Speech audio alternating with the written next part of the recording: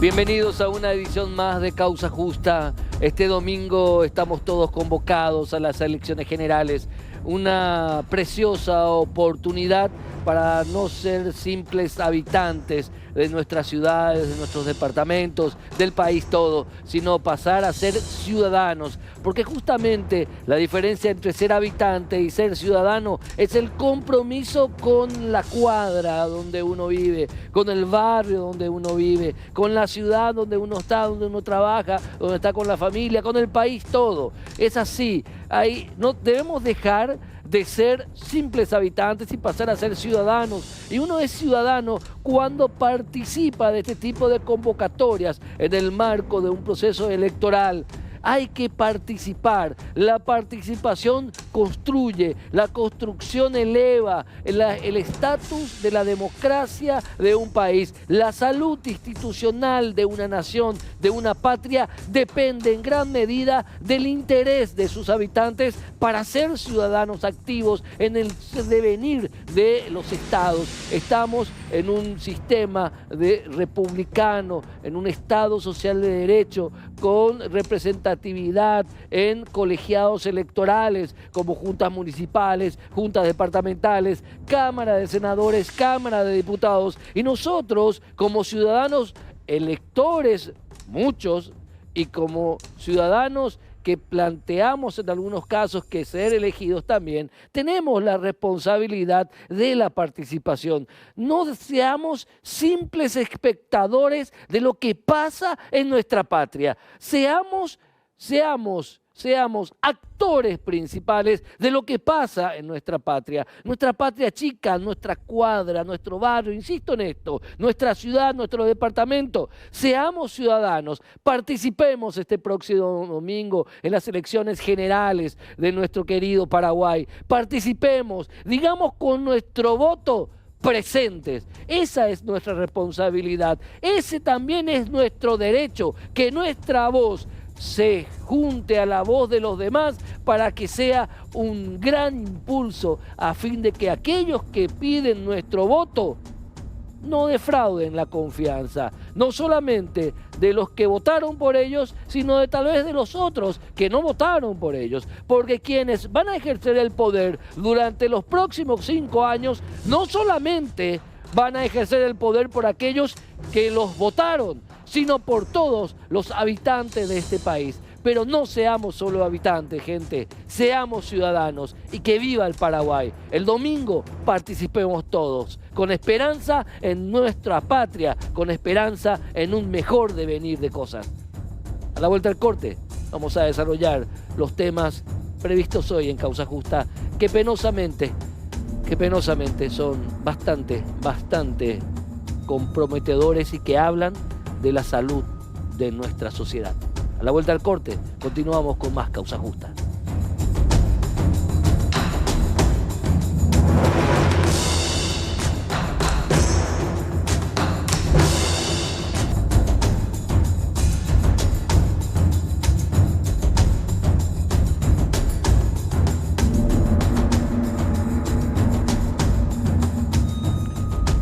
El tema principal que nos toca hoy tratar en Causa Justa es bastante luctuoso: la trágica muerte, el horrible homicidio de una bebé de tan solo 3 años de edad, muerta en horribles circunstancias en Pedro Juan Caballero, capitán de la Mambay. Está el agente fiscal vía Zoom que está a cargo de la investigación, doctor José Luis Torres. ¿Cómo estás? Bienvenido a Causa Justa. Y bueno, ¿cómo se aborda este caso para tratar de entender lo que hicieron estas personas que están ya coimputadas por este deleznable crimen, doctor? Buenas noches, así es.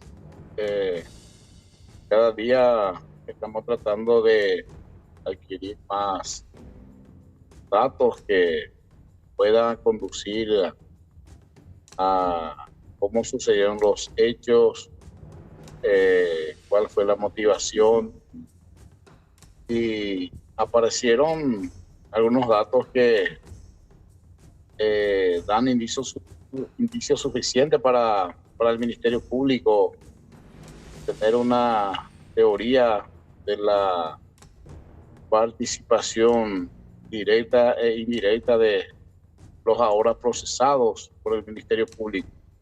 Y que ahora en más ya va a ser motivo ya de cotejo con los medios o datos que nosotros ahora estamos contando. Hasta ahora, si podés, por favor, si se pueden dar las identidades de las personas detenidas y el papel que tuvieron en este crimen, por favor, doctor. Bueno, el primero en ser detenido fue el adolescente a quien se le ve cargando a la menor. Él también en su momento ha aportado en entrevista a la policía algunos datos que en principio el Ministerio Público, por lo que ya estaba reuniendo en ese momento, lo poco que estaba reuniendo, ha resuelto imputar a esta persona adolescente por la violación de la patria potestad, más un adulto que también dentro de ese encuadre jurídico en aquel entonces que está prófugo. En el día de ayer apareció una persona detenida quien, según la policía, en forma voluntaria ha manifestado y aportado algunos datos relacionados a este horrendo crimen, diciendo haber estado presente en el lugar cuando ocurría el hecho, estando presente la madre también en el lugar.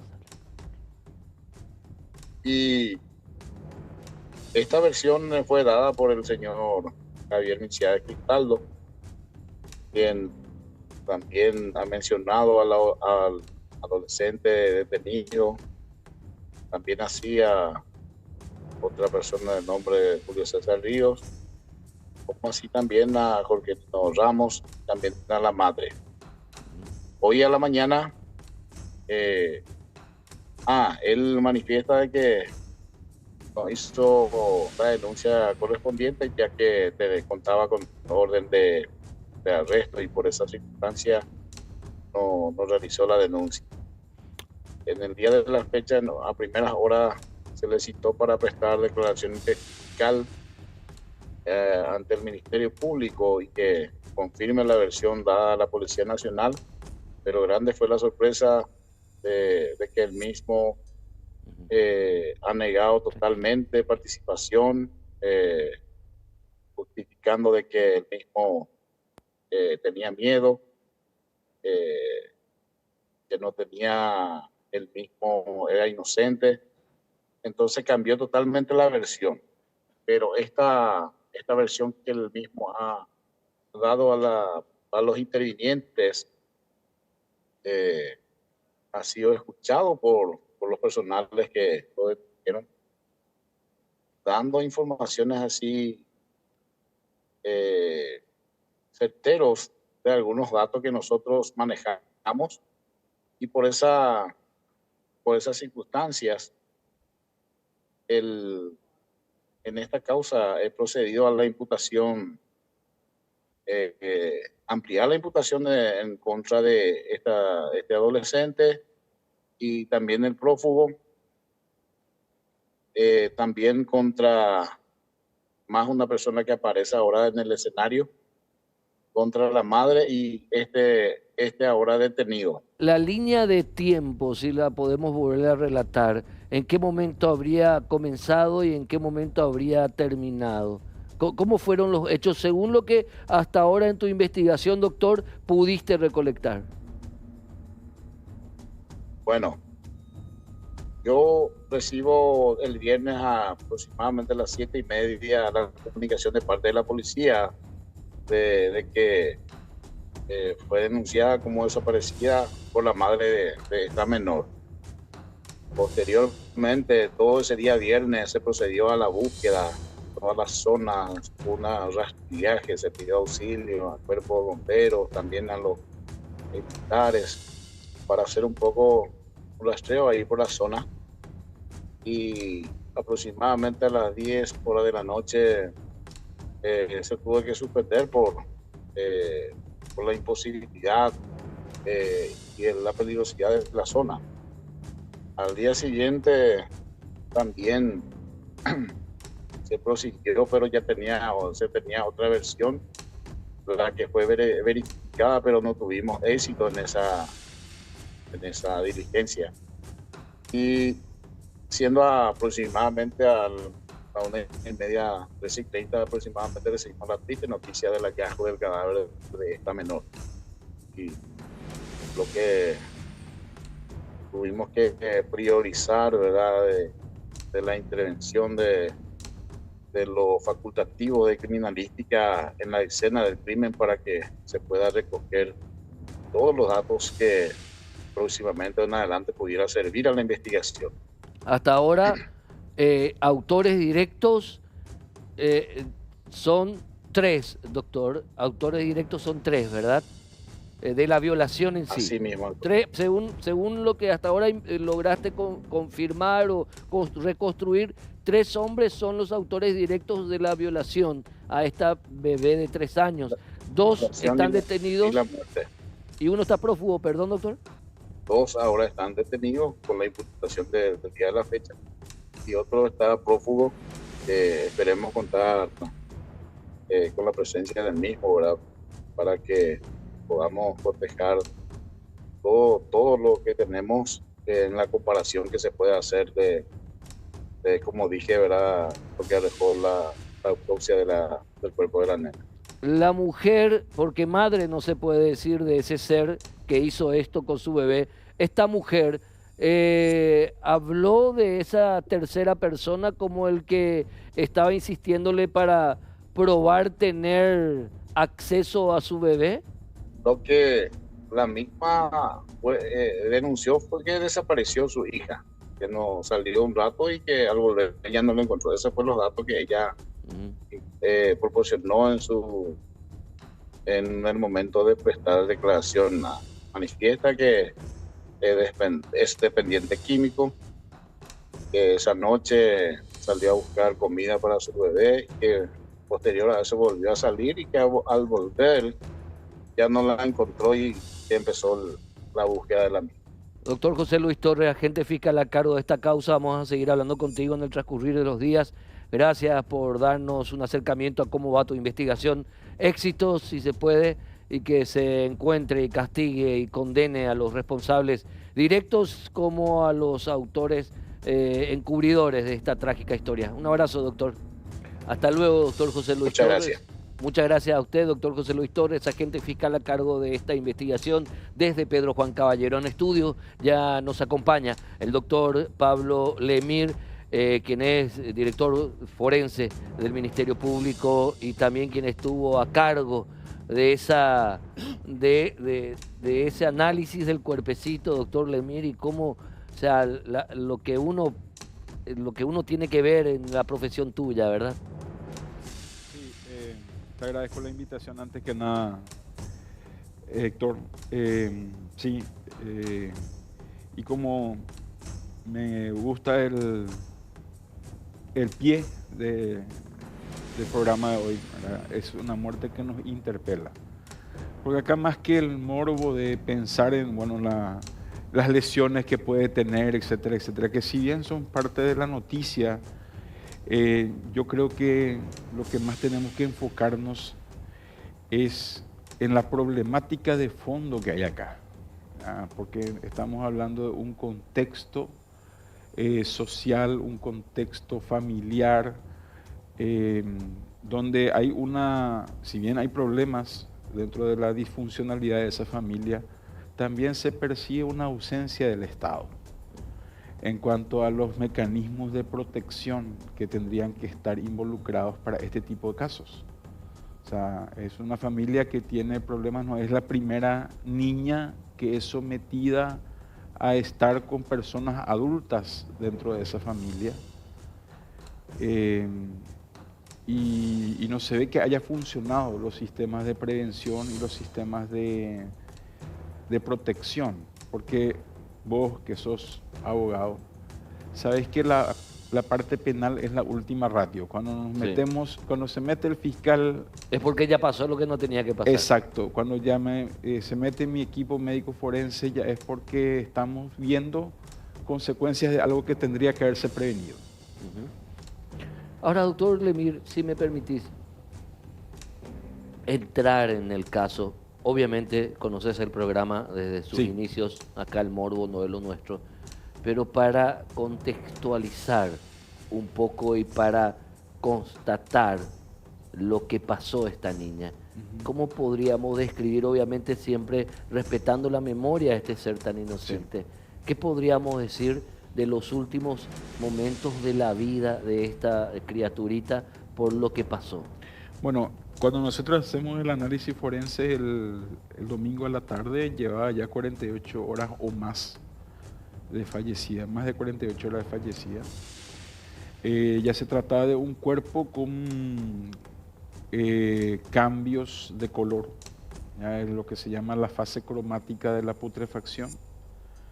Ya el abdomen distendido, color verde, parte del rostro con color violáceo, liláceo, que como dije a algunos colegas tuyos en la parte de periodismo, y de paso mis felicitaciones por el Día del Periodista. Ujú. Eh, Gracias, doctor. Para el ojo poco entrenado, ok, eso podría parecer golpes y no era el caso, ¿verdad? No encontramos dentro de la anatomía de la nena ningún golpe, ninguna lesión contusa que tenga que ver con la causa de la muerte. Si bien el médico forense en la escena percibió lo que se llama el hongo de espuma, que es como que sale un honguito de espuma por los orificios bucales, incluso hay fotografías que se hicieron en la escena del hecho, y eso hace pensar en una asfixia. Lo que encontramos nosotros al abrir el cadáver es un edema agudo de pulmón. Y el edema agudo de pulmón puede tener múltiples causas. De hecho, por la clasificación se habla de que el edema agudo de pulmón puede ser cardiogénico y no cardiogénico. Y el no cardiogénico, es decir, que no tiene origen cardíaco, es una verdadera bolsa de gatos. Ahí entra de todo. Desde una asfixia por inmersión hasta incluso una intoxicación por drogas. Pero entre paréntesis entonces, Sí, es probable que a esta niña le hayan sedado, le hayan drogado para que no reaccione al acceso carnal de sus violadores. puede ser. Y justamente por eso es que tomamos las muestras para toxicología, tanto del humor vítreo, el líquido que está en la parte posterior del ojo, como de sangre, ¿ya? Y estamos esperando el resultado. Por eso es que no nos expedimos, cuando digo nos, me refiero al equipo que estuvo trabajando, la patóloga, los dos médicos forenses que estuvimos ahí, aparte, o sea, los dos que estuvieron y yo también, estuvimos entre 4 médicos, no nos expedimos sobre la causa de muerte. De momento decimos que tuvo un edema agudo pulmón. La causa de muerte vamos a tener que esperar los resultados de análisis, tanto de la anatomía patológica, que es mirar los tejidos que se sacan del cuerpo bajo el microscopio, como de la toxicología. O sea, el cuadro, porque se hablaba de que podría haber muerto a causa del acceso carnal de estos hombres por algún tipo por haberse desangrado. Claro, con relación al acceso carnal quiero hacer una aclaración importante, ¿sí? Si me permitís. Sí, doctor. Encontramos lesiones en la parte de los genitales. Sí, doctor. Y en la región paragenital, me refiero a la ANE. Sí, doctor. Esas lesiones nosotros sacamos biopsia, sacamos tejido para mirar bajo el microscopio y ver si eso se trata de antemortem o postmortem. En principio quiero aclarar algo, que un coito, como dice nuestro Código Penal, coito, la penetración del pene en la vagina. ¿Ya? Disculpen lo gráfico, pero así dice el Código Penal. Sí, doctor. Un coito de un adulto con una menor de 3 años es prácticamente imposible por una cuestión de continente contenido. Ok, doctor. ¿Ya? Y si se llegase a dar, es incompatible con la vida por las lesiones que produce. Ok. Por eso nosotros hablamos de que vemos lesiones y además no las podemos definir todavía claramente si es ante-mortem o post-mortem. Y eso tiene su implicancia desde el punto de vista jurídico. Porque si fuesen lesiones ante-mortem sí se podría hablar de abuso, que no es lo mismo que coito, para la parte desde el punto de vista penal. Como estamos en un programa jurídico, quiero dejar claro este tipo de No, por conceptos. favor, doctor, te agradezco mucho la claridad. Bueno, voy a volver contigo enseguida, 2 segundos, porque ¿Cómo no? quiero hablar con un colega que está vía Zoom con nosotros, el querido colega periodista Ronald Ledesma Britos, de Pedro Juan Caballero. Ronald, ¿cómo estás? Bienvenido a Causa Justa. Buenas noches, Héctor, a tus panelistas, a tus invitados. Y bueno, un gusto de poder participar contigo de este programa periodístico. Estaba observando y también escuchando atentamente a la gente que están hablando contigo ahí sobre esta situación que se ha generado aquí en Pedro Juan Caballero y que deja realmente bastante atónitos a toda la población de Pedro Juan Caballero. Hasta el día de hoy, mucho se está comentando con relación a la muerte de esta niña de 3 años y que lamentablemente, según ha declarado una de las personas aprehendidas, bajo la atenta mirada de la madre, y que esta mujer de nombre Aurelia Salinas habría entregado prácticamente a sus verdugos a esta niña de 3 años por una suma de 100.000 guaraníes y 30 dosis de crack para saciar sus instintos de usuaria de drogas, ¿verdad? Pero esto es mucho más profundo y va mucho al más allá, atendiendo a que esta mujer, ella es madre de 9 hijos, de los cuales 4 son menores y el resto ya son mayores de edad. Y uno se pregunta, una mujer que ha parido 9 veces y que aún continúa con sus andanzas y que ahora mismo aquí en Pedro Juan Caballero, tanto el Ministerio Público y la Policía Nacional están investigando sobre otro hecho en donde esta mujer entrega a una niña de 10 años, su hija de 10 años que hoy en día tiene 12, a un hombre de 30 años que vivía en concubinato. Decimos vivía porque se le ha rescatado de la tutela de este hombre, ¿verdad? Este hombre que sigue prófugo. Y son varias las situaciones que sean realmente algo muy difícil de digerir todavía aquí en esta parte del país. Hubo muchas protestas, se han realizado varias manifestaciones, tanto en el sector de Romero Cue, que es un lugar periférico que queda distante a unos 7 kilómetros del centro de la ciudad de Pedro Juan Caballero, y que hasta el momento la gente está muy conmovida, muy conmocionada con esta situación, Héctor. A ver, puntualizando esto, estamos hablando de una situación mucho más extensiva, ¿verdad? Acá hablando con el doctor Pablo Lemira hablamos de las consideraciones forenses en cuanto al análisis del cuerpecito de la niña, y vos me estás hablando de una situación que habría sido previa también, de otros hijos, otras hijas de esta mujer, y toda una especie de red de pedofilia, por así decirlo, de pedófilos. Y sí, nosotros nos enteramos de que esta mujer tiene un hijo de 6 años y el otro tiene 9 actualmente. Son 2 varones, ambos adictos al crack. Un niño de 6 y otro de 9. Y la niña, hoy que tiene 12 años, estaba en concubinato desde los 10 años con un hombre que tendría 30 en aquel entonces, hoy tendría 32 años. Y lo más lamentable de toda esta situación que nosotros nos hemos enterado a través de la investigación que realiza la Policía Nacional a través del Departamento de Investigaciones, es de que este crimen de esta niña de 3 años Esto fue premeditado hace aproximadamente 15 a 22 días atrás. No es que sucedió así por mera casualidad.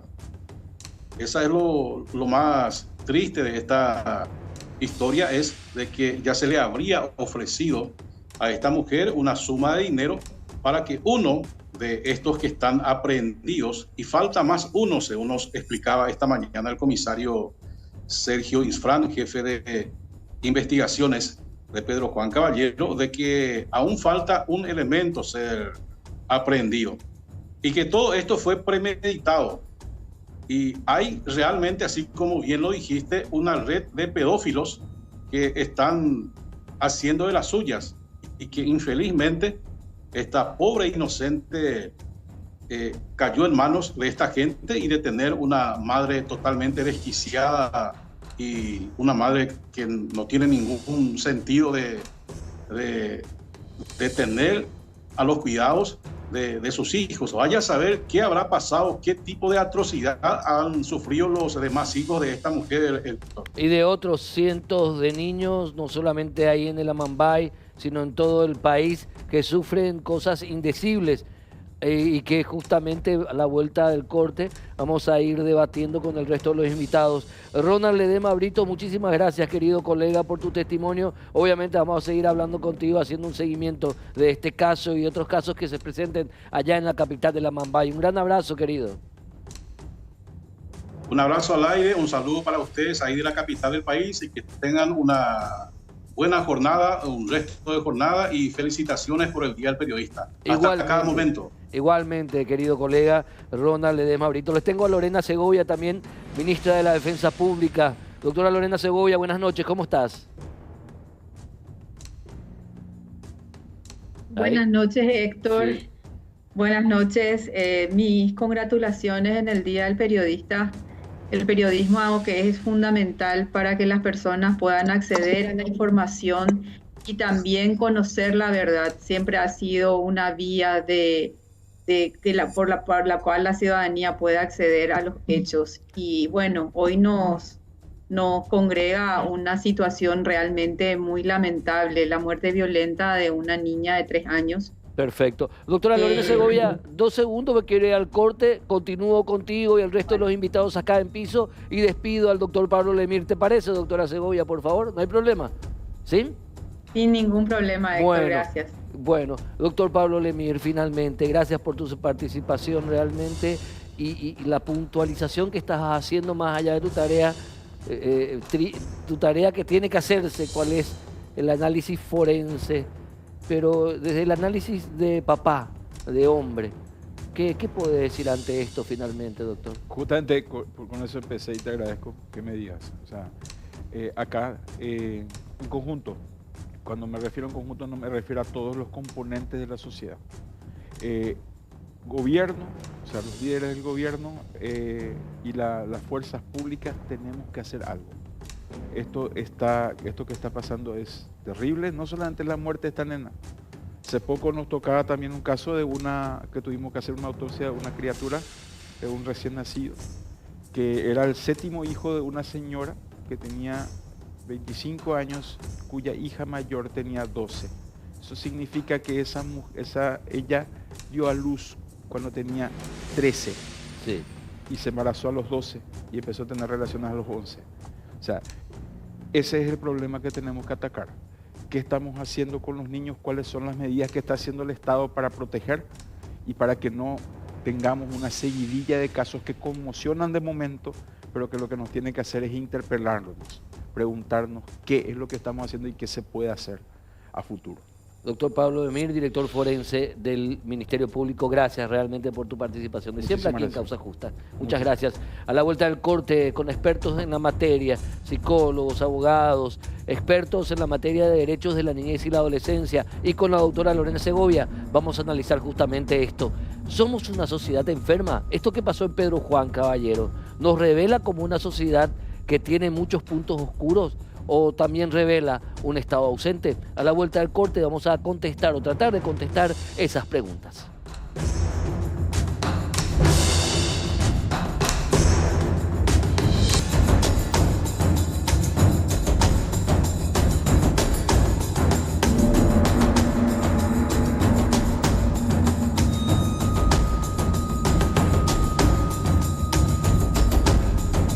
¿Qué nos pasa como sociedad?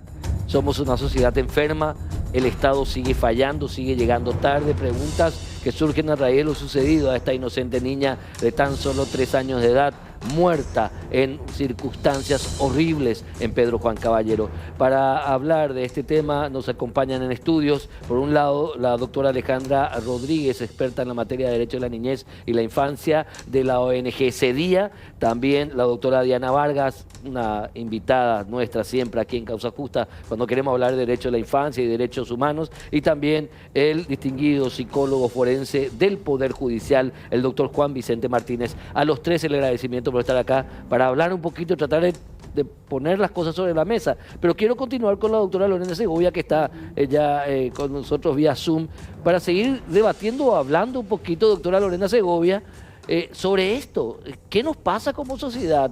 El Estado, el sistema de protección de la niñez siempre está llegando tarde. Sí, Héctor, realmente esta lamentable muerte de la niña de 3 años en Pedro Juan Caballero nos interpela como institución pública que está al servicio de la niñez y la adolescencia respecto a la necesidad de revisar la efectividad de nuestras actuaciones y también hacer una reflexión para adentro, pero no solo de la defensa pública, sino de todas las instituciones que conforman el sistema de protección y que nos obliga a pensar y a requerir con insistencia la necesidad de contar con equipos técnicos dependientes del Ministerio de la Niñez y la Adolescencia que realicen el acompañamiento a las familias. La defensa pública tiene una función muy importante de protección, de intervenir cuando existe una denuncia y la defensoría constata la vulneración de un derecho a un niño y a una niña. Y allí tiene que tomar una decisión. La ley le faculta a disponer medidas de urgencia. En este caso es lo que hizo la defensora interviniente. Evaluó la circunstancia y se dio cuenta que esa niña y su hermanito no podían seguir con la madre. Y ante esa situación tuvo que tomar una decisión, decidir si esa niña, cuáles eran las próximas acciones. Retira a la niña y al hermano del lugar, lo lleva a la defensoría, allí se hace una evaluación de las circunstancias en las cuales se encuentran estos niños, y esta niña y este niño, y se da cuenta de esto de que tenían problemas de higiene, pero que se encontraban en buena situación de salud. O sea, no buena, pero no había un grave riesgo de una enfermedad, por ejemplo. Sin embargo, no podían permanecer con la madre, y es por eso que dispone que los niños, la niña y el niño pasen al cuidado de la hermana mayor y de una tía. Esta decisión tenía un carácter transitorio hasta tanto la familia pudiera dar el nombre de alguien que podría asumir la guarda de esta niña, de este niño, y así pudiera resolverse de una mejor manera, atendiendo a la pobreza en la cual se encontraban esta familia, estas personas, la hermana y la tía. Tenemos que señalar que ahí es donde vemos que el sistema de protección necesariamente debe mejorar, porque existiendo la posibilidad de mantener a estos niños y a esta niña y niño con su familia, debería el Estado proveer los medios para hacerlo realidad, proveer los medios para hacerlo efectivo. Quiere decir entonces que no es suficiente una medida judicial, no es suficiente una orden o una medida de urgencia de la Defensoría Pública, como es en este caso, para hacer efectivos los derechos. Y es allí donde tenemos que reflexionar sobre cuáles son las falencias del sistema. Bueno, perfecto. Doctora Lorena Segovia, vuelvo contigo enseguida. ¿Cómo analizamos desde el punto de vista de la sociedad civil, de la sociedad organizada? En CEDIA, por ejemplo, que es una organización que hace mucho por los derechos de la infancia. Este caso de esta muerte terrible de esta bebé de 3 años, en donde se llega tarde.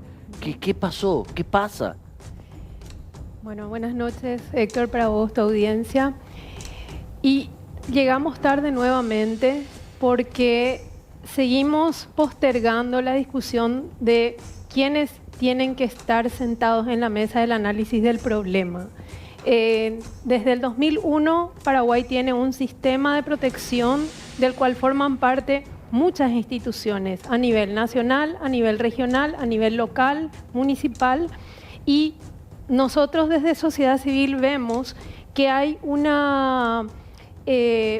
abandono a la pregunta de qué está haciendo la municipalidad a través de la CODENI para mirar la situación en la que se encuentran los niños, qué está haciendo el Ministerio de Salud para asegurarse de que todas las unidades de salud familiar, para empezar, que existan suficientes unidades de salud familiar que cubran a toda la población y que además estén cumpliendo con el rol que tienen establecido. Tendríamos que sentarle al equipo económico nacional para preguntarle qué relación identifican entre las decisiones que se toman a nivel macroeconómico una respuesta desde la economía a estas situaciones que tienen un enorme componente socioeconómico y también sociocultural.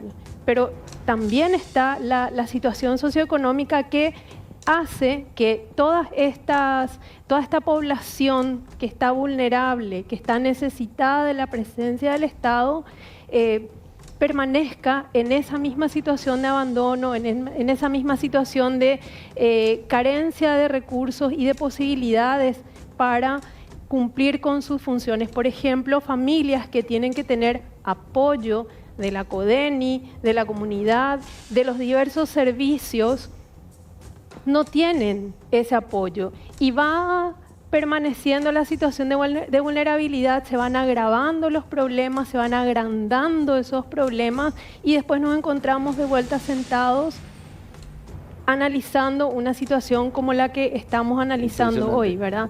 Y va a volver a suceder mientras no tengamos sentados en esta mesa donde estamos hablando de esta niña de 3 años que murió, no tengamos a estos otros actores que son fundamentales. Yo quisiera escuchar también qué dice el intendente de la ciudad donde esta niña murió, donde esta niña vivió además durante 3 años con una madre que es enferma, porque tiene un cuadro de adicción, según ya está confirmado, entiendo que. ¿Qué dice el gobernador respecto a los programas sociales que a nivel departamental, por disposición legal, tendrían que estar implementando?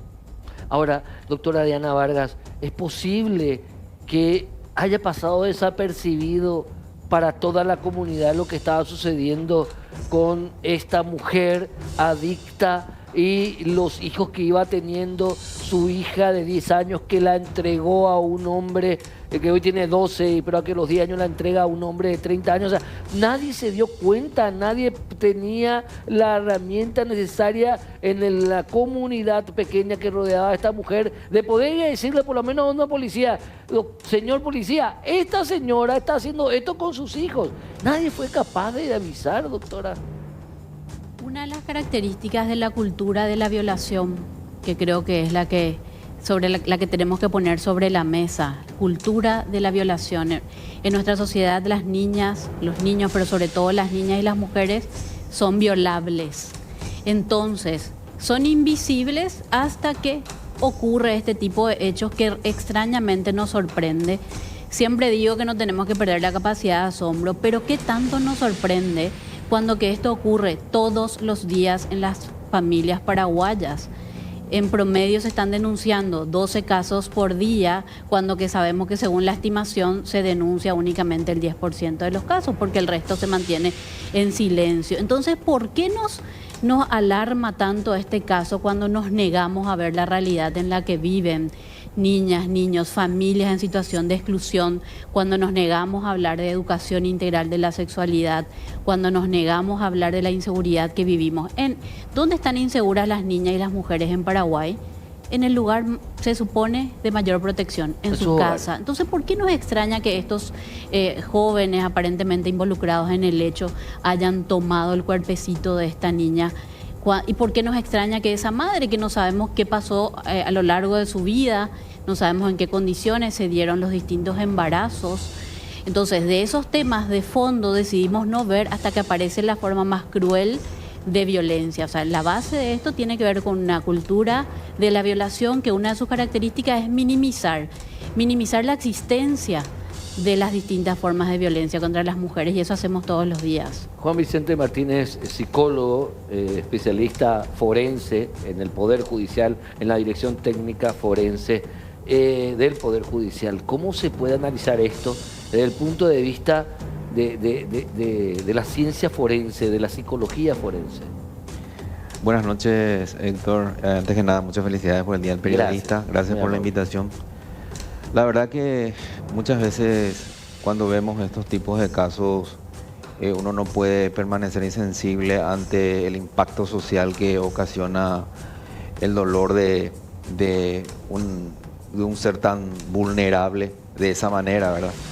Entonces, yo creo que un análisis psicológico forense se queda corto cuando vamos a analizar todos los elementos que están aquí presentes.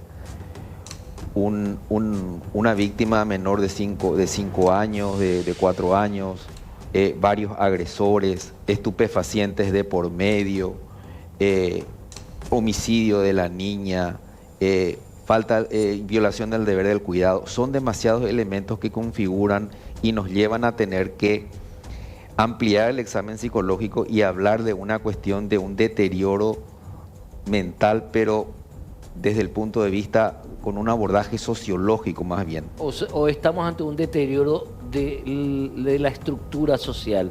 ¿O es esta la realidad del pueblo paraguayo, de la sociedad paraguaya? Estamos ante una degradación de elementos morales de nuestra sociedad. Y esto ya es el resultado de un hecho que fue concatenándose con una serie de situaciones, como por ejemplo una política adecuada de salud, una política adecuada en el tema de salud mental, una política adecuada en el tema de educación sexual, una política adecuada en el tema de consumo de estupefacientes, una política adecuada en todo lo que tenga que ver con políticas de asistencia social. Entonces, esas variables de alguna u otra manera inciden de una manera negativa en la calidad de vida del paraguayo y de la paraguaya. Vuelvo a la doctora Lorena Segovia, que está de manera telemática en contacto con nosotros. Doctora Lorena Segovia, y el Ministerio de la Defensa Pública hizo todo lo posible para salvar a esta niña de 3 años y para salvar a su hermanito. Pero finalmente, en la misma situación de pobreza, estaba la hermana, la tía materna de la niña, y finalmente la devolvió a la criatura a quien fue su verdugo después. Bueno, la responsabilidad asumen las personas que recibieron a la niña, claro. En este caso la hermana y la tía. Sin embargo, dentro de esa acción o esa responsabilidad que asumen, necesariamente como defensa pública hacemos una reflexión que va de la mano con la posibilidad que tenemos de disponer una medida de urgencia, pero esa medida de urgencia debe estar acompañada de la coordinación y del trabajo interinstitucional con otras instituciones. Esas instituciones que provean los medios a las personas que toman la decisión de asumir la guarda de una niña o de un niño y que deben ser acompañados por el Estado. Y cuando hablamos de Estado, hablamos de todas las instituciones, hablamos, como bien lo refirió la doctora Alejandra, hablamos de la gobernación, hablamos de la intendencia, hablamos del Ministerio de la Niñez, hablamos de las políticas públicas que hacen a la posibilidad de que una familia se fortalezca y pueda permanecer esa niña dentro de su núcleo familiar, si bien no con la madre, sí con la hermana, con la tía. Es allí donde nosotros vemos como defensa pública una debilidad muy grande, porque si bien actuamos, y no solamente nosotros, posteriormente el juzgado dispone medidas, una medida de urgencia o una medida cautelar el juzgado, finalmente la separación, en lugar de ser más beneficiosa, puede resultar inclusive perjudicial. Entonces, para que la ley tenga realmente efectividad en la protección de los derechos, hay una sinergia que se debe dar entre instituciones que hoy estamos dándonos cuenta que no se puede producir. Por eso hablaba yo al inicio de mi presentación, al inicio de esta entrevista, de que nos hace reevaluar la efectividad de las disposiciones o las decisiones que tomamos. La defensa pública, con una decisión de apartarla a una niña de su madre, no consigue la efectividad de protección si al mismo tiempo las otras instituciones no se involucran o no se presta la colaboración posible para poder fortalecer a esa familia que la toma, que realiza o que decide estar en guarda. En general, sin hablar solamente del caso puntual, me estoy refiriendo a cuáles son las deficiencias del sistema. Respecto a este caso de la niña, la muerte lamentable de la niña, sin entrar a encontrar la responsabilidad penal o no, sí nos tiene que hacer reflexionar sobre cuál es la situación real de la efectividad y la efectividad de aquellas medidas que estamos tomando y qué debemos hacer todos los actores para que esto sí signifique la protección de la niñez.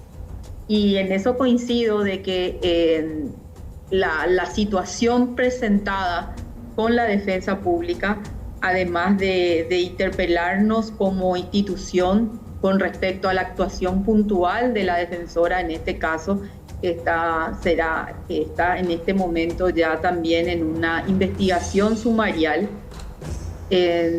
Vamos a tomar y adoptar otras medidas solicitando y planteando una conversación más profunda de las deficiencias que tenemos en la ejecución de las medidas que adoptamos con los órganos competentes, en este caso el Ministerio de la Niñez, al Consejo Nacional de la Niñez y otras instancias como esa.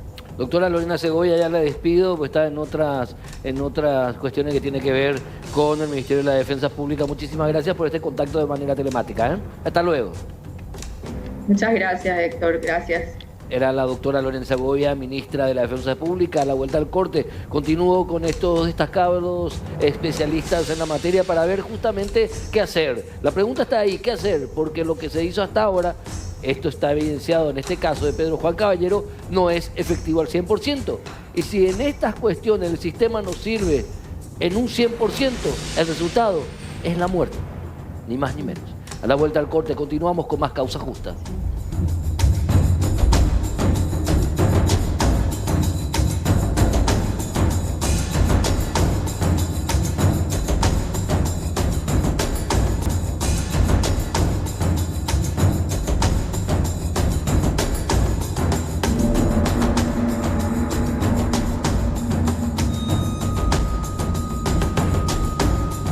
Continuamos con Alejandra Rodríguez, con Diana Vargas, con Juan Vicente Martínez, especialistas de sus distintas materias o ámbitos de especialización en la cuestión que tiene que ver con esto que nos interpela a todos, la trágica muerte, la terrible muerte de un ser tan inocente como una niña de 3 años en la capital de Namambay, en Pedro Juan Caballero. ¿Qué hacer? Es la pregunta fácil que se dice, doctora Alejandra Rodríguez, que se plantea. Las respuestas son tantas, variadas y complicadas, ¿verdad?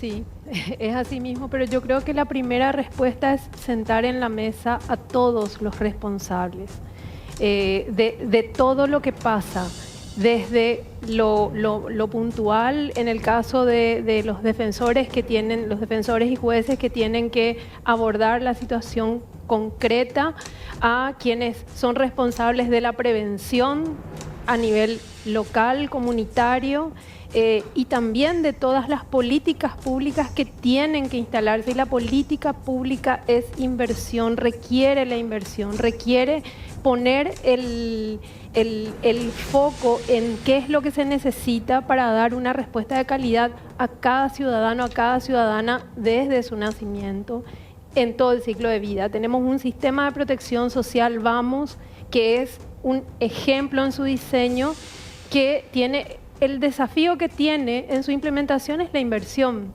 Está en algunos territorios, la idea es que pueda ir ampliándose, pero está la inversión. Tenemos una política nacional de protección especial que también tiene el desafío, como decía la doctora Lorena, de que el Ministerio de la Niñez y la Adolescencia tenga los equipos suficientes para colaborar con el trabajo de defensores, de la Defensoría y de los juzgados en el abordaje de las situaciones. Pero puntualmente las políticas públicas universales son las que tienen que fortalecerse en nuestro país para que no tengamos que estar conversando sobre niños que ya fueron vulnerados.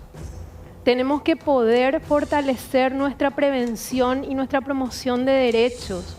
Tenemos que poder sentarnos acá a compartir cómo disminuimos los índices de violencia, cuáles fueron las prácticas exitosas en esa disminución de índices de violencia, y hoy tenemos muy claramente qué es lo que hay que hacer. Tenemos que trabajar con las familias, fortalecer a las familias en sus habilidades de cuidado, abordar el abuso sexual en el seno de las familias. Como decían mis colegas de la mesa, hay un problema que es cultural y que tiene que ser abordado, y tiene que ser abordado con educación. Decía el colega, educación integral de la sexualidad. Eso es necesario, no solo para los niños, también para los adultos. Esta mamá tenía que saber, tenía que tener una formación respecto a cuál es el impacto de la violencia en el cuerpo de un niño.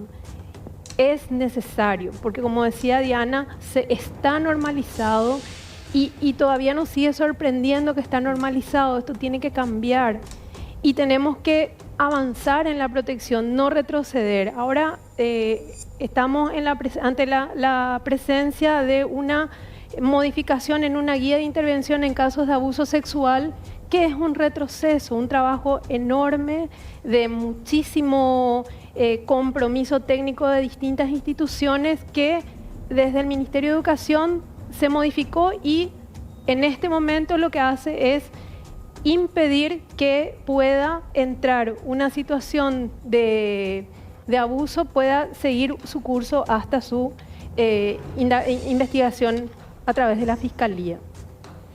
Entonces, el desafío es asumir los problemas, entender por dónde vienen las soluciones y sacarnos los cucos respecto a cosas que no tienen que ver con la protección y empezar a proteger a los niños sentando a todos los actores en la mesa. Doctora Diana Vargas.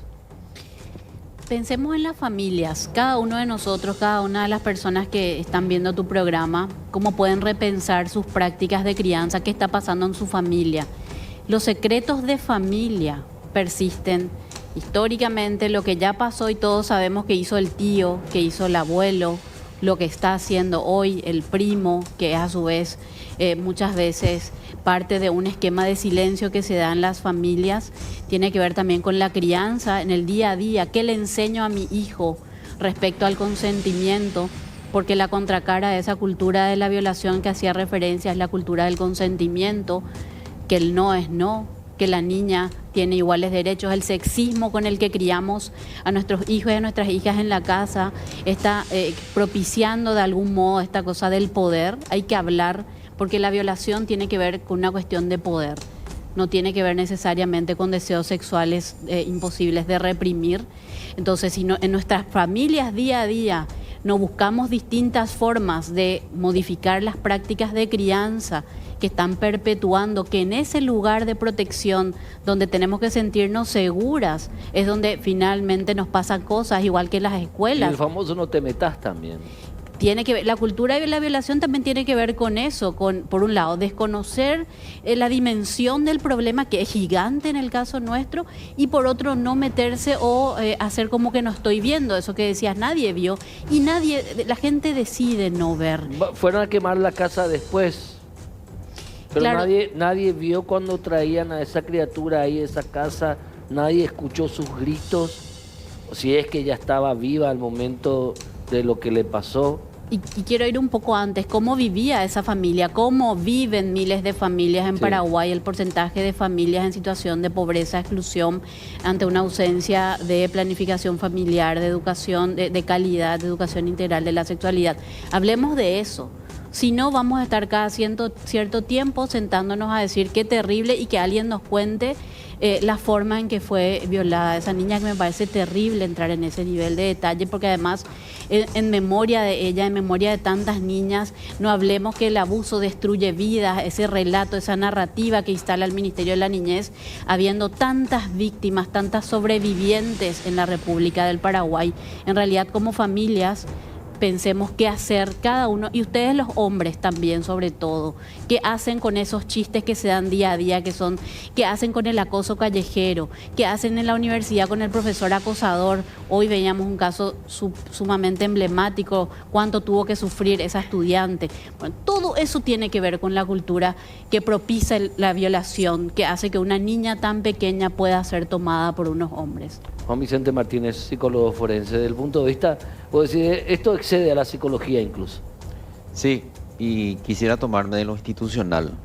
En primer lugar, creo que el sistema de justicia ante este tipo de hechos tiene que ejemplificar dando penas acordes a las normas de respeto a la vida en este momento que se están quebrantando, ¿verdad?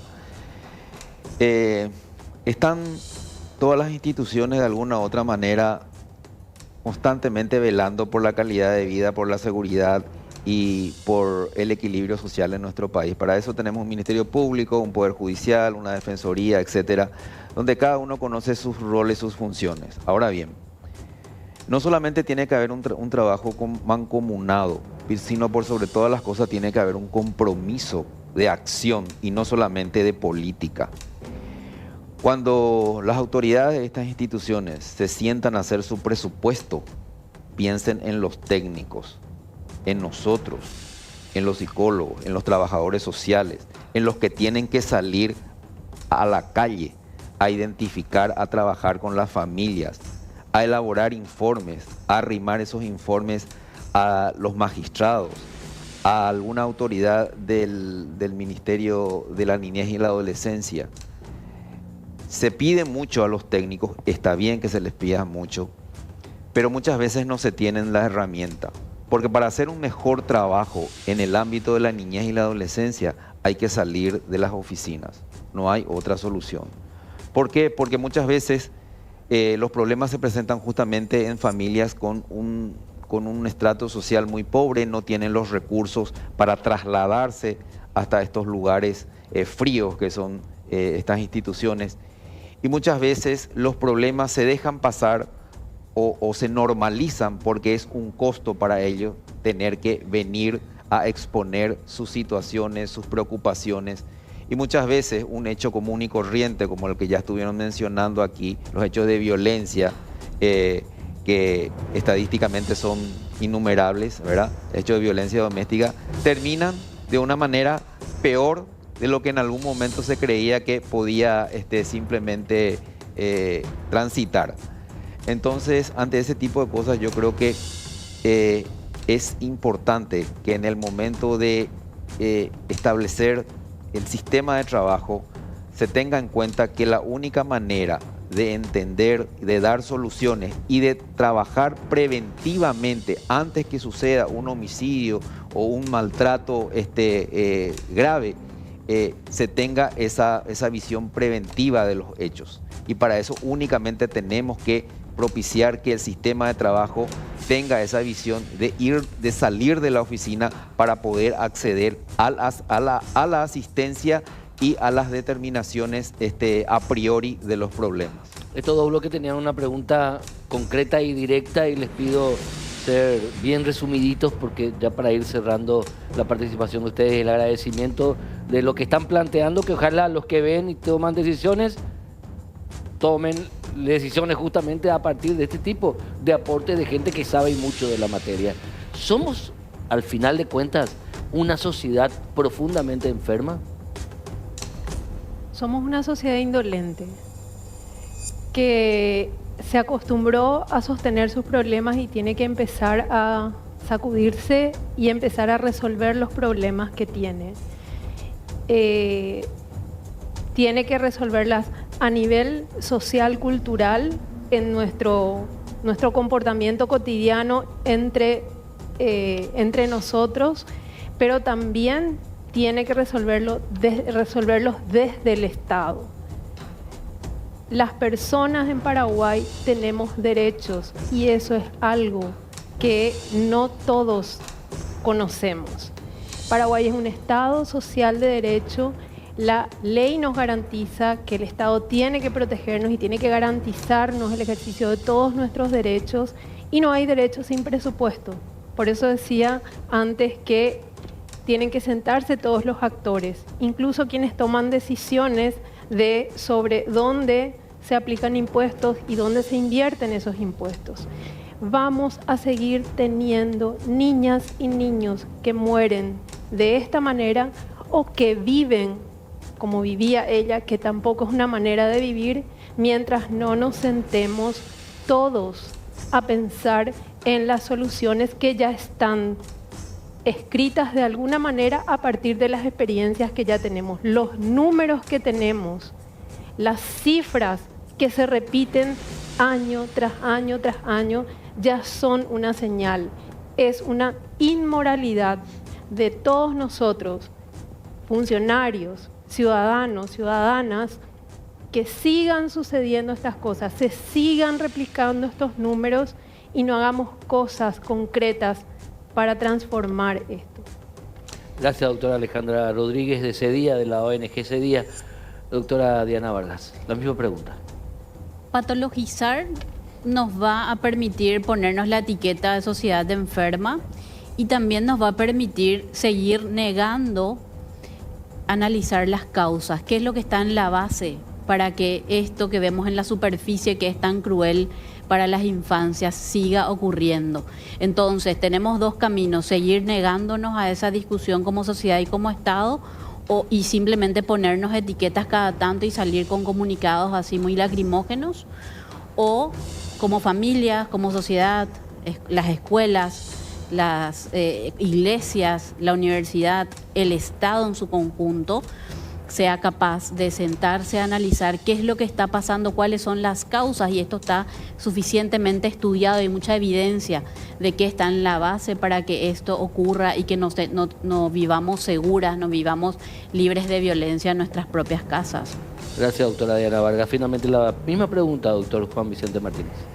En el año 2015 en la ciudad de Buenos Aires se presentó un trabajo de investigación acerca de las personas que agreden niños preescolares sexualmente.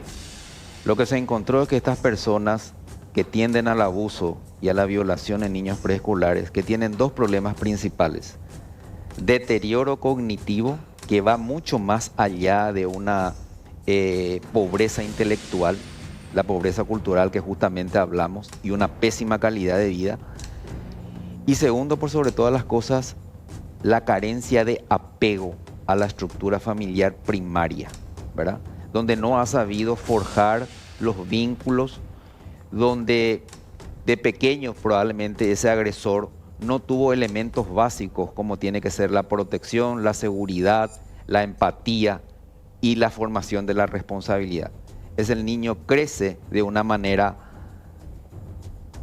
disfuncional dentro de una estructura social y llega a un momento determinado en que desencadena esos rótulos justamente que acaba de mencionar la doctora. A los tres el agradecimiento realmente por el aporte valiosísimo de ustedes en sus respectivas visiones y especialidades y sus respectivas formas de pensar, que obviamente es una realidad. La conclusión es a los cuales todos estamos de acuerdo. De nada sirve indignarnos, de nada sirve rasgarnos las vestiduras, sacar grandes comunicados, hacer grandes discursos, grandes elocuentes, si es que no damos las herramientas necesarias para debatir con seriedad y otorgar herramientas a quienes enfrentan esta realidad en el día a día en nombre de todos como funcionarios del Estado. Gracias a los tres realmente. Muchas gracias, Héctor. A la vuelta del corte vamos a hablar con el exministro Dani Durán, quien fue sobreseído recientemente en un tribunal de sentencia. A la vuelta del corte.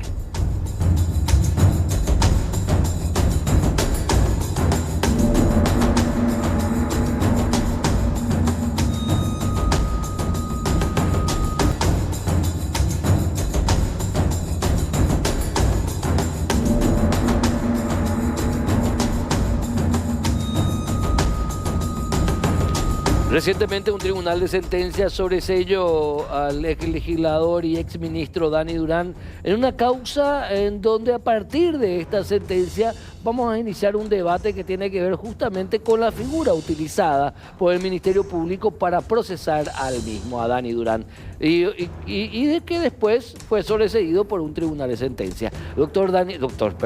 Dani Durán, ¿cómo estás, querido? La costumbre, Dani. ¿Cómo estás, Dani? ¿Cómo andamos? Bien, buenas tardes para vos y para la audiencia también. Gracias por la oportunidad.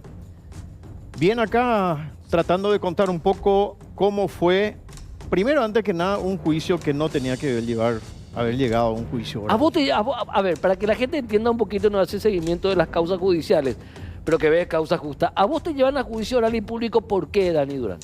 En el 2018 yo presenté una declaración con ingreso al cargo, en donde obviamente constan todas las declaraciones juradas que uno permite en ese momento. Como verás, es un formulario bastante chico, escueto, dicho por las propias testigos que presentó la Fiscalía. Son papeles que hay que atender muy bien. Y posteriormente, esto fue en el mes de septiembre del 2018, en el mes de octubre del 2019, la Contraloría eleva un informe de correspondencia. Es decir, casi un año después, un informe en donde encuentran, y voy a leer lo que dice acá porque mucho se dice mintió, escondió, inconsistencias en declaración juradas de bienes de ministros. La Contraloría General de la República remitió al Ministerio Público el resultado del reporte de examen de correspondencia en donde se descubrieron situaciones irregulares en el patrimonio de 5 ministros y un exministro. 5 ministros inconsistencias. Sí. Inconsistencias. Sí. Acá la Contraloría en ningún momento dicen mintió, sino que remite ese informe a la Fiscalía, en donde inmediatamente, según la ley a la cual nosotros nos guiamos, que es la ley 5033/13, confirma el propio Contralor de la República públicamente, lo confirma renombrados juristas, en donde dice justamente que las rectificaciones de las declaraciones juradas se pueden hacer. Y esto lo dice Armindo Torres, director de declaraciones juradas de la Contraloría, el propio Contralor, y también el doctor Darío Ortega, director jurídico, quien afirma más todavía. Más de 1.200 rectificaciones tenemos en el Ministerio Público, es decir, 1.200 funcionarios, 5 ministros en ese momento del Poder Ejecutivo, un ex vicepresidente de la República, rectificaron. ¿Por qué? Declaraciones juradas. Las declaraciones juradas. Pero sin embargo, solamente a vos te llevan a juicio. En el artículo 14, a eso voy. Sí. En el artículo 14 de la ley 5033 dice muy bien, y voy a leer textualmente para que se entienda el contexto.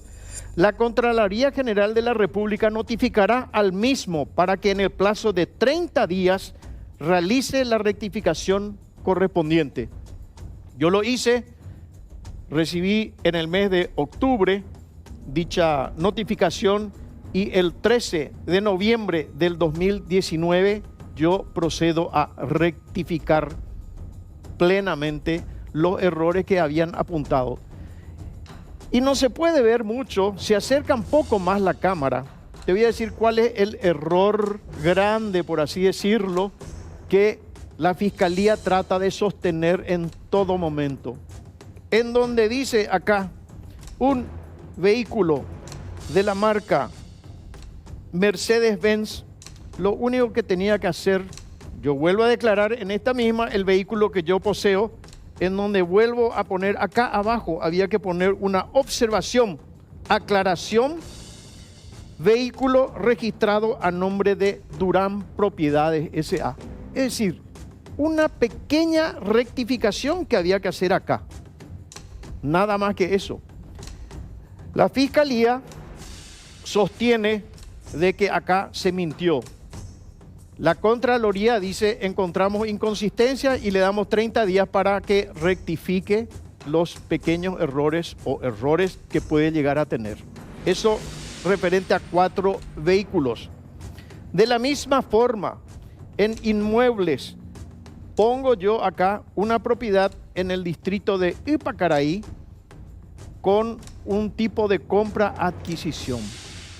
Y acá es una pregunta que está respondida en la nueva ley, en donde te dice muy bien en claro, no solamente vos tenés que declarar lo que tenés a tu nombre. Por ejemplo, vos compras un auto de una concesionaria a 60 meses, pagaste 30 cuotas, sos un legislador, ¿ponés o no ponés? Tenés que poner. Tenés que poner. Vos lo estás usando. Claro. Y en tu patrimonio va a aparecer, faltan 30 cuotas para pagar ese auto, pero tenés que poner, ¿sí o no? Sí, tenés que poner. Es lo que yo hice. Es lo que yo hice. Puse los autos que estaban a nombre de Durán Propiedades, de los cuales yo estaba pagando, y la propia fiscalía cae en sus errores. Este es lo que salió hoy. Anillé la declaración de los propios fiscales que hicieron un muy mal trabajo, en donde dice, en fecha 4 de septiembre de 2018, declara auto Sanyan Corando, Mercedes-Benz, vehículo Porsche Boxster, y dice al último que fueron adquiridos por el señor Durán a favor de la empresa Durán Propiedades y cuyos montos deberán ser acreditados a cuenta de acciones en una posterior asamblea extraordinaria. Acá no hay. El 90% de Durán Propiedades me pertenece a mí, el 10% a mi señora. ¿Dónde hubo daño? Ocultamiento. Si yo usaba esos vehículos y no los declaraba, eso sí iba a ser un daño. Ese es ocultamiento. Totalmente, eso es ocultamiento. Bueno, y de la misma forma se refiere, ya estoy hablando sobre la propia declaración de la Fiscalía en sus alegatos finales. En la carpeta fiscal aparece, al asentar que el inmueble individualizado como finca 9176 de Ipacaraí le asignó un valor de 1.200 y se ha corroborado efectivamente que la compra la realizó el señor Durán en fecha 6 de abril del 18 por contrato privado. O sea, ellos mismos se contradicen. Y acá viene lo más grave. Después de haber escuchado el testimonial de la contadora de Mosipar Propiedades, en donde le preguntan, la fiscalía le pregunta, ¿desde cuándo es contadora de Mosipar? Desde el año 1998. ¿Conocía la venta de la finca 9176 que pertenecía a Mosipar, que le vendió a Dani Durán? Sí, tengo conocimiento por el hecho que llegó al departamento de contabilidad un recibo de pago de los anticipos. La propia Contraloría le pregunta a la contadora. La propia fiscalía. La fiscalía, perdón. Le pregunta y ella responde que sí. Y para cerrar esto, ¿tenía conocimiento que el señor Durán vendió sus acciones en el año 2017? Sí. Desde esa fecha no se apersonó más en las oficinas de la empresa. Es decir, la propia fiscalía se contradice. Entonces yo quiero poner bien acá en claro cuál es el criterio de la fiscalía para blanquear a una persona que ha omitido en su declaración jurada 2 inmuebles. No voy a decir ocultó, digo omitió. En el Brasil, y confirma, acá lo dice bien, un diario muy conocido, confirma el blanqueo. Y a mi persona, que declaré todo lo que la ley me exige, todo lo que está bajo mi mando y todo lo que está titulado a mi persona, como lo dice la ley, aclaro una vez más. No solamente el título tenés que tener lo que declarar, sino la posesión de lo mismo. Totalmente. Eso dice la ley. Eso dice la ley, así mismo. Y esto ha sido declarado en tiempo y en forma. Y una cosa más que es muy importante, acá voy a recalcar que la Fiscalía hizo un pésimo trabajo, porque por suerte yo le remití una nota. Señor Dani Edgar Durán Espínola, el Contralor General, me contesta, en donde dice muy claro: es un deber y obligación de la Contraloría remitir los antecedentes al Ministerio Público, teniendo en cuenta que es quien está llevando a cabo las investigaciones con relación a lo comunicado por este organismo. Y será la Fiscalía, dentro del ámbito de su competencia, quien, una vez analizadas las documentaciones y los hechos, determinará la procedencia de proseguir con las investigaciones o desestimarlas. Esto es inaudito. Acá le condena muy bien, en donde la Contraloría dice: nosotros lo que hacemos es remitir a la Fiscalía y ellos inician la investigación. Y finalmente te sobresee un tribunal de sentencia. Pero no queda más. Y yo eso voy a mirando a la Cámara a darle un gran apoyo, por lo menos desde mi humilde parte, a los jueces que han tenido el coraje. No se han dejado amilanar por aproximadamente 20 a 25 personas que vinieron a patear la puerta del juzgado, que vinieron a golpear la puerta, exigiendo de ese modo querer enturbiar un juicio. Han hecho lo correcto, se han mantenido, porque un juez es un juez, y le felicito porque no se dejaron amilanar por una cuestión mediática. Más de 58 artículos salieron por este caso y más de, bueno, ya no voy a entrar con eso, pero evidentemente fue una presión mediática. Y ahora yo me pregunto, cuando el juez Ovelar saca una sentencia y no le gusta a un medio de comunicación y empieza a investigarlo, empieza a tirar cosas, ¿qué mensaje le estamos dando a los jueces? ¿Qué mensaje le estamos dando al futuro tribunal de apelación que me va a juzgar a mí? Todos se van a querer lavar las manos. Impresionante es cómo la prensa ha tomado una cuestión mediática y una presión a través de un juicio que, vuelvo a recalcar, no tenía que haber llegado. Y por último, habiendo medidas alternativas. Yo creo que la Fiscalía ha hecho un pésimo trabajo, está demostrado en todo. Perfecto. Y los papeles son los que cuentan en un juicio. Así que con mucha fuerza vamos a afrontar el Tribunal de Apelación, según dijo, pero una vez más vamos a hacerle pasar una vergüenza a la fiscal Fuster y al fiscal Néstor Coronel. Muchas gracias, Dani Durán. Gracias a ustedes. Obviamente, tanto la fiscal Fuster como el fiscal Coronel tienen toda la oportunidad de venir acá a expresar sus puntos de vista, ya que han sido nombrados por el señor Dani Durán. Nos vemos en una próxima edición de Causa Justa. Horario extendido desde hoy, sí, así mismo. No es que no extendimos de más, no. A partir de hoy el programa va de 21 a 22 y 30 horas, obviamente los días jueves, y realmente el agradecimiento a toda la plana directiva de Unicanal y a la gente de prensa Unicanal por el apoyo que le siguen dando a este programa que en agosto próximo cumple 15 años de emisión ininterrumpida, siempre por Unicanal. Nos vemos en la próxima edición de Causa Justa. Chao.